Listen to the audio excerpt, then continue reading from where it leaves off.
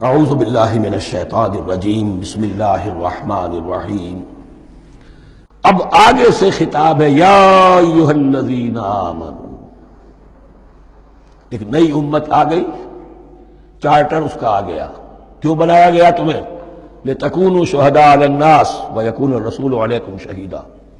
تم اب لنک ہو ہمیشہ ہمیشہ کے لیے محمد اور پوری نوع انسانی کے درمیان۔ اسی لیے وہ حدیث بھی تو ہے جو علماء حق ہوتے ہیں ان کے بارے میں فرمایا، علماء امتی کا انبیاء بنی اسرائیل۔ میری امت کے علماء کا مقام وہی ہے جو بنی اسرائیل کے علماء کا۔ اس لیے کہ اب نبوت تو ختم ہو گئی محمد پر صلی اللہ علیہ وسلم، لیکن یہ کتاب تو ہے، اس کا پہنچانا تو ہے، اس کو عام تو کرنا ہے، حجت تو قائم کرنی ہے، اور صرف تبلیغ سے نہیں، عمل کر کے دکھانا ہے۔ وہ نظام قائم کر کے دکھانا ہے جو محمد عربی نے قائم کیا صلی اللہ علیہ وسلم، تب حجت قائم ہوگی۔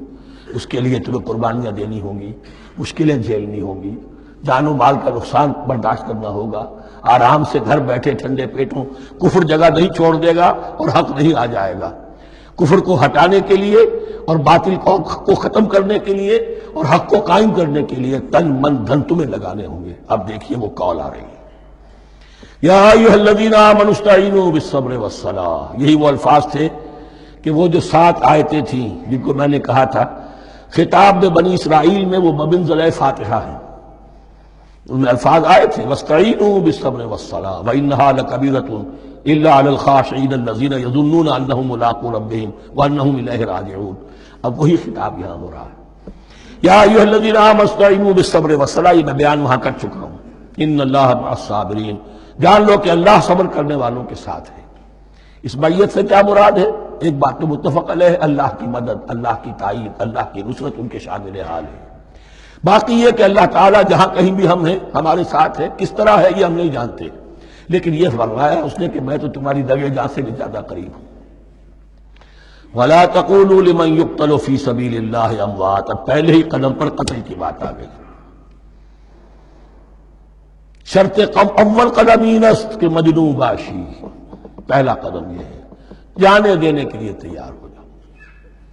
وَلَا تَقُولُوا لِمَنْ يُقْتَلُ فِي سَبِيلِ اللَّهِ أَمْوَاتٌ۔ مت کہو ان کو کہ جو اللہ کی راہ میں قتل ہو جائیں مردہ، وہ مردہ نہیں ہے، بل احیاء، وہ زندہ ہے، وَلَٰكِن لَا تَشْعُرُونَ، لیکن تمہیں اس کا شعور نہیں ہے۔ شہداء جو اللہ کی راہ میں قتل ہو جائیں ان کے لیے یوم آخر تک کا انتظار نہیں ہے، ان کی براہ راست جنت میں داخلہ ملتا ہے۔ قیل ادخل الجنہ قال یا لیت قومی یعلمون بما غفر لی ربی وجعلنی من المکرمین۔ وہاں تاخیر نہیں ہے، لہذا وہ تو زندہ ہیں۔ یہی مضمون پھر آئے گا سورہ آل عمران میں اور زیادہ نکھر کر۔ وَلَنَبْلُوَنَّكُمْ بِشَيْءٍ مِّنَ الْخَوْفِ وَالْجُوعِ۔ اب یہ ہے کہ پہلے سے دکھا دیا، اللہ تعالیٰ دھوکہ نہیں دینا چاہتا۔ دیکھ لو جس راہ میں قدم رکھا ہے، اب آزمائشیں آئیں گی، تکلیفیں آئیں گی، رشتہ دار ناراض ہوں گے، بیوی شوہر سے لڑے گی، شوہر بیوی سے لڑے گا، اولاد والدین سے جدا ہوگی، یہ سب کچھ ہوگا، فساد ہوگا، فتور ہوگا، تصادم ہوگا، جان و مال کا نقصان ہوگا۔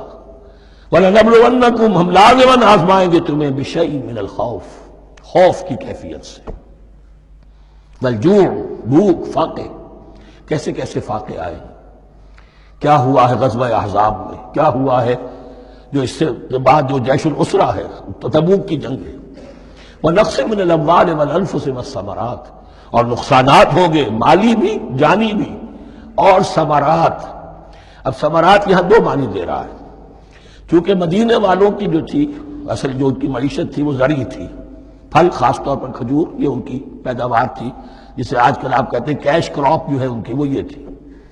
اب ایسا بھی ہوگا کہ فصل تیار کھڑی ہے، اگر اسے اتارا نہ کھجور سے تو ضائع ہو جائے گی، اور ادھر سے تبوک کا حکم آ گیا نکلو اللہ کی راہ، یہ ساری فصل ضائع ہو جائے گی۔ امتحان ہو گیا کہ نہیں؟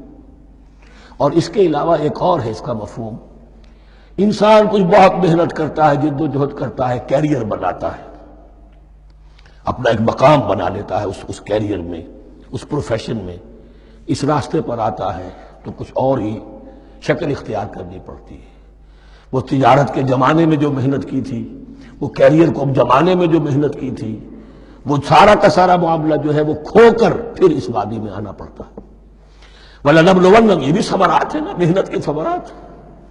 وَلَنَبْلُوَنَّكُمْ بِشَيْءٍ مِّنَ الْخَوْفِ وَالْجُوعِ وَنَقْصٍ مِّنَ الْأَمْوَالِ وَالْأَنفُسِ وَالثَّمَرَاتِ وَبَشِّرِ الصَّابِرِينَ. اور اے نبی بشارت دیجئے صابروں کو، صبر کرنے والوں کو. یہ کون ہے؟ الذین اذا اصابتہم مصیبۃ، وہ لوگ کہ جن کو جب بھی کوئی مصیبت آئے قالوا انا للہ وانا الیہ راجعون، وہ کہتے ہیں ہم اللہ ہی کے تو ہیں، اللہ ہی کی طرف ہمیں لوٹ جانا ہے. کل بھی جانا تھا، آج چلے جائیں، حاضر ہیں. جتنی جلدی بلا لیں. نشان مرد مومن باتوں گویم جو مرگ آیا تبسم مر لبے اوست. مرد مومن کی تو نشانی یہی ہے کہ جب موت آئے تو مسرت کے ساتھ اس کے چہرے پر، اس کے ہونٹوں پر مسکراہٹ. یہی میں نے کہا تھا لٹمس ٹیسٹ یہ ہے کہ بندہ مومن اس دنیا میں زیادہ رہنے کی خواہش نہیں کر سکتا. لائف از اے لائبلٹی، جو لمحہ آ رہا ہے اس کا حساب دینا ہوگا. تو جتنی عمر بڑھ رہی حساب بڑھ رہا ہے. It's not an asset, it's a liability. اور الدنیا سجن المومن و جنت الکافر، یہ تو مومن کے لیے ایک قید خانہ ہے، ہاں کافروں کی جنت ہے. وَبَشِّرِ الصَّابِرِينَ الَّذِينَ إِذَا أَصَابَتْهُمْ مُصِيبَةٌ قَالُوا إِنَّا لِلَّهِ وَإِنَّا إِلَيْهِ رَاجِعُونَ أُولَٰئِكَ عَلَيْهِمْ صَلَوَاتٌ مِّن رَّبِّهِمْ وَرَحْمَةٌ. یہ ہیں وہ لوگ کہ جن پر ہر وقت اللہ کی عنایتوں کا نزول ہوتا رہتا ہے اور رحمت کی بارش ہوتی رہتی ہے. وَأُولَٰئِكَ هُمُ الْمُهْتَدُونَ، اور یہی لوگ ہیں ہدایت یافتہ جنہوں نے واقعتاً ہدایت کو اختیار کیا ہے. اور جو ایسے مرحلے پر ٹھٹک کر کھڑے رہ جائیں، پیچھے رہ جائیں، پیچھے بیٹھ جائیں، پیٹھ موڑ لیں، وہ گویا کہ ختم ہوا ان کا معاملہ. صدق اللہ العظیم.